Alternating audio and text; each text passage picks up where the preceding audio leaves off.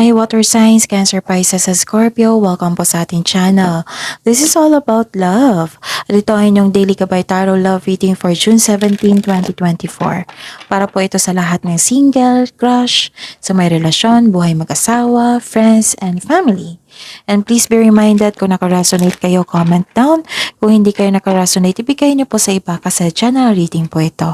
And please like, subscribe, and click the button for notification para updated po kayo sa daily tarot reading natin. Maraming salamat po.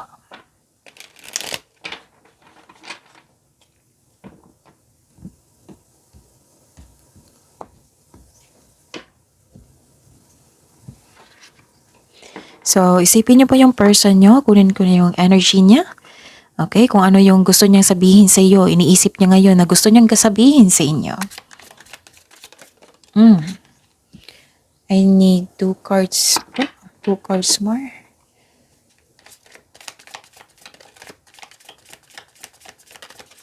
Cancer, Pisces, at Scorpio. Spirits guys, person po. Person po ni Cancer, Pisces, at Scorpio. Ano yung gusto niyang sabihin?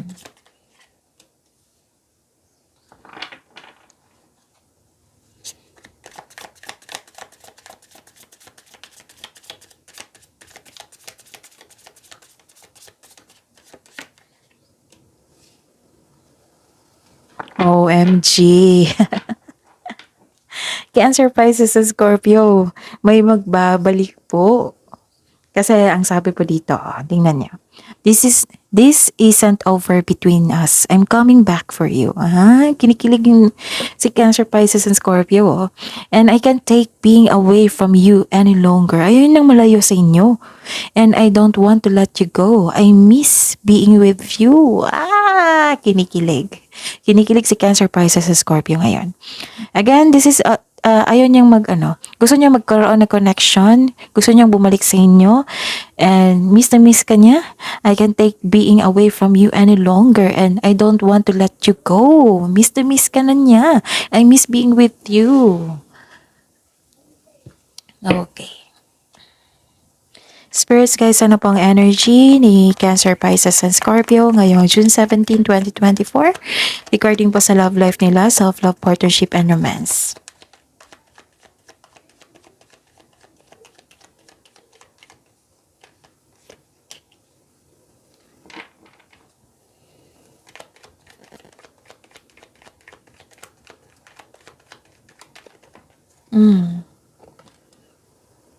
Okay. Okay. Nakita ko dito na para sa mga single, hinahanda mo yung sarili mo, yung satisfied ka na sa financial, na magkaroon ka ng properties, yung sense of stability, nakikita ko dito, ang swerte naman ng partner nyo. Oo. Gusto nyo nagkaroon kasi ng sense of stability dito, yung handa kayo. Actually, kung both kayo na magkaroon ng sense of stability, mas lalago ang inyong connection, ang inyong relasyon. Building stability ito conserving resources. And may nakita ko ditong, wow, so naging mataas ang inyong pasensya dito. Nagbigay ka ng pasensya, nagkaroon ng delay, pwedeng delay sa pagdating ng tao, delay sa pagdating mo, pwedeng delay sa pag-uusap. Pero nag-extend ka ng pasensya dito. And ayun, wow, ganda. So, Spirits Guide, ano po yung challenges na ma-overcome po ni Cancer, Pisces, at Scorpio ngayong June 17, 2024?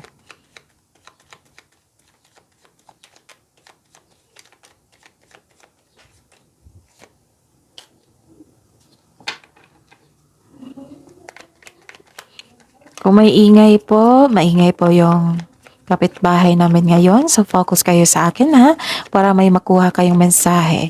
And don't worry, nakafocus po ako sa reading natin ngayon. Hindi natin maiwasan yan kasi bakasyon ngayon Okay? Okay, ano yung challenges? May nag-iisip dito sa nakaraan. Yung nilalaban yung pagbabago, natatakot sa changes dahil hindi gusto mag-move on. May gustong bumalik sa nakaraan.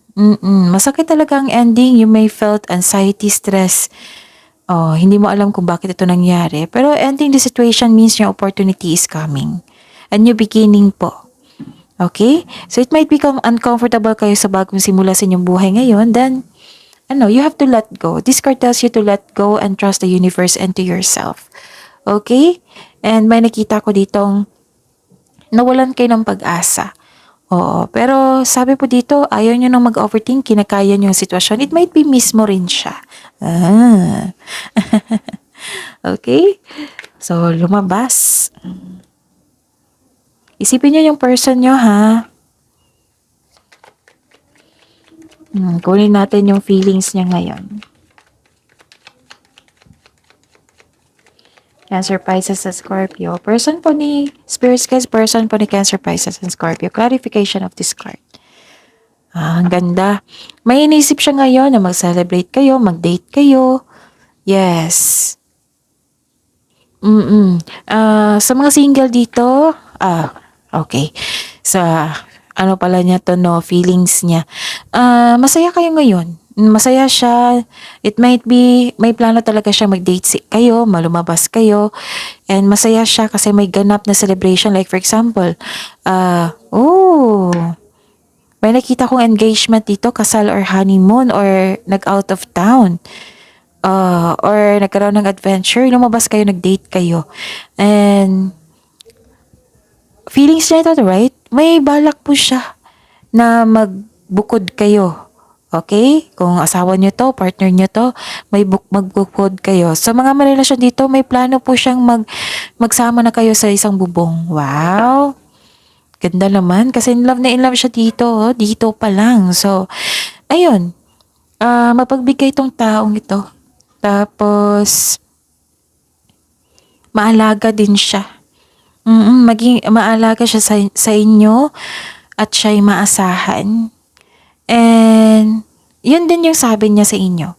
Maalaga din po daw kayo at maasahan. Yun, magtiwala kayong dalawa na magkaroon ng lasting partnership kasi ito yung feelings niya na itong taong ito na talaga. Ito na yung pipiliin ko, sabi niya. So, again, may nakita ko dito ng fertility. And may nakita kong motherhood dito. Pwedeng nanganak. Pwedeng buntis. Pwedeng, yun. So, this is a starting a family po. Pwedeng kung married na kayo, bumukod na kayo, or may plano kayo mag-level up. Like, bumili ng property, sense of stability po. Or, ayun. Kung jowa nyo to, or person nyo, gusto nyo talaga na magkaroon na ng pamilya. Wow. Ayun, kasi in love eh. Gusto niyang bumalik sa inyo. I'm coming back for you. Cancer, Pisces, Scorpio. Wow. So, ayun, this is good. Kasi may nakita kong kasal dito and another is starting a family. So, it might be magpo-post na yan. Okay, nasa isip na niya, feelings niya. Wow. So, yun. So, that is your reading, Cancer, Pisces, and Scorpio. See you po tomorrow. Please like, subscribe, and click bell button for notification para updated po kayo sa daily tarot reading natin. Maraming salamat po.